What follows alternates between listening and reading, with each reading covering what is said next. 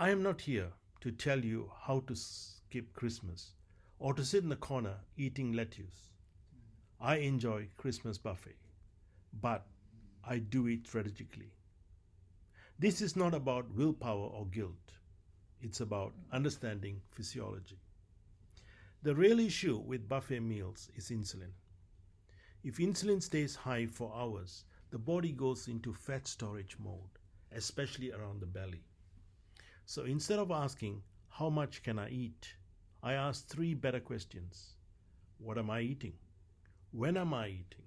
And how am I eating? When you get this right, you can reduce insulin spikes, protect your gut hormones, and enjoy the meal without metabolic damage. Everything I'm about to share comes from physiology, clinical experience, and the science, not diet rules or calorie counting. Let me show you exactly how I do it. Compiled by Dr. Siva Navaratnam and ChatGPT, my educational partner. Oysters are always my first stop at a Christmas buffet. They're not just a luxury food, they're a metabolic advantage. Oysters are incredibly rich in zinc, which is essential for insulin signaling, immune function, and metabolism. They also provide selenium, a powerful antioxidant that supports cellular health, and iodine, which is crucial for thyroid function. And your thyroid plays a major role in energy balance and fat metabolism. From an insulin point of view, oysters are almost perfect. They are very low in carbohydrates and have minimal insulin impact. I eat them natural. Lemon is fine, it doesn't spike insulin. I avoid sweet sauces or crumbled versions. Starting a buffet this way helps keep insulin low early, and that sets the tone for the rest of the meal. Protein also slows gastric emptying, which means you feel satisfied sooner and are less likely to keep grazing. The one thing I avoid is sugary marinades or sweet chili sauce. These sauces, not the prawns, are what spike insulin. Eaten plain or lightly seasoned, prawns help you enjoy the buffet while staying in metabolic control.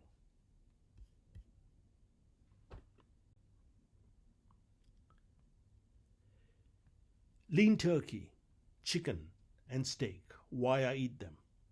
This is where I deliberately build the main part of my plate. Chicken, turkey, and steak are powerful buffet choices because they deliver a lot of protein without pushing insulin up. Protein is the most nutrient for satiety. It tells your brain, I've eaten enough, which is critical at a buffet. Steak has an added advantage. It provides iron, zinc, and vitamin B12, nutrients essential for energy, muscle function, and metabolic health. Another key point is how the meat is prepared. I choose grilled or roasted options. I avoid crumbled, battered, or sweetly glazed meats, not because the meat is bad, but because the coating and sauces spike insulin. When you build your plate around protein like this, everything else becomes easier to control. Vegetables play a supporting role on my plate, but an important one. I focus on low-carb vegetables like broccoli, cauliflower, beans, leafy greens, and similar options. The fiber in vegetables slows glucose absorption, which helps keep insulin levels stable during the meal. They're also rich in magnesium and potassium, minerals that are commonly low in people with metabolic issues and are important for insulin sensitivity and muscle function. The key addition here is extra virgin olive oil. Fat improves satiety, slows digestion, and helps prevent rapid blood sugar rise. This is not the time to eat dry vegetables. I deliberately avoid low-fat dressings and sweet sauces. Natural fats help control appetite. Sugar does that opposite.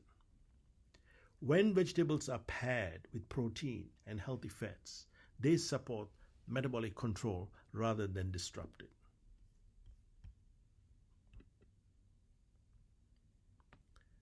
farm salmon. I eat with awareness. Salmon is often seen as health food, and it does have benefits, but this is where awareness matters. Farm salmon provides good quality protein and omega-3 fats, which support heart and brain health. However, farm salmon also contains higher omega-6 fats depending on the feed used and may be exposed to additives or seed oils. This doesn't mean salmon is bad. It means we don't treat it as unlimited. At a buffet, I may include a small portion, but it's not the foundation of my plate like oysters, prawns, or lean meats. If wild-caught salmon is available, I prefer that. The key message here is balance. Enjoy the benefits, but stay metabolically aware. Cheese is often misunderstood, especially at a buffet. Cheese is rich in protein and fat, which makes it very filling and generally causes only a minimal insulin rise. That said, it is also energy dense, so portion size matters. I don't pile cheese onto my plate. A few small pieces are more than enough to satisfy. I enjoy cheese with nuts or vegetables rather than crackers, bread, or dried fruits. These additions are what turn cheese into a glucose spike. This is a good example of enjoying food with intention, not avoidance. When you eat slowly and pay attention, cheese can be part of a metabolically sensible buffet meal. What I limit. This slide is not about banning foods. It's about awareness. At a buffet, these are the items I limit, not because they're evil, but because they drive insulin up very quickly. Processed and crumbled foods. Combine refined carbohydrates with unhealthy fats. They are easy to overeat and offer very little satiety. Fruit juices are another trap. They look healthy, but they are essentially liquid sugar, absorbed rapidly, causing a sharp insulin spike. Desserts are the perfect insulin storm. Sugar plus refined flour.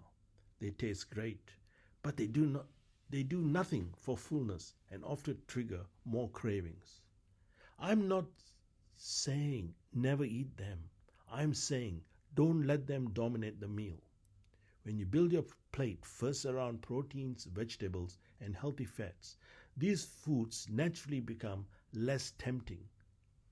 And that's real freedom. Alcohol deserves a practical, honest discussion. The ideal approach, if you choose to drink, is 1 or 2 glasses of dry wine or champagne. I avoid cocktails, sweetened wines, because they contain alcohol with sugar, which drives insulin up and adds empty calories very quickly. I always drink alcohol with food and sip slowly.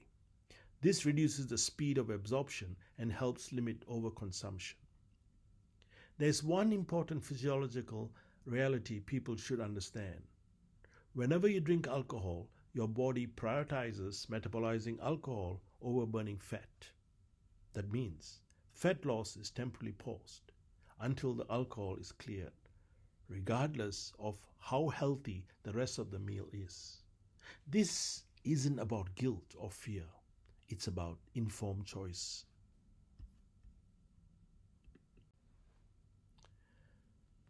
My buffet rules. This slide brings everything together. They are not strict rules. The principles I follow to enjoy buffets without metabolic regret. I don't try to eat everything. I choose carefully and eat what actually serves my body. I start with protein, add healthy fats and gut-friendly foods, and eat slowly enough to notice when I'm satisfied. One of the biggest mistakes at buffet is eating to get your money's worth. Your health is worth far more than the price of the meal. With alcohol, I keep it modest, 1 to 2 glasses with food and none after dinner. I drink water take a gentle walk afterwards to help muscles absorb glucose, and I avoid going straight to bed on a full stomach. This is not about perfection. It's about awareness, enjoyment, and long-term health. You can enjoy Christmas and still look after your metabolism. Thank you for watching.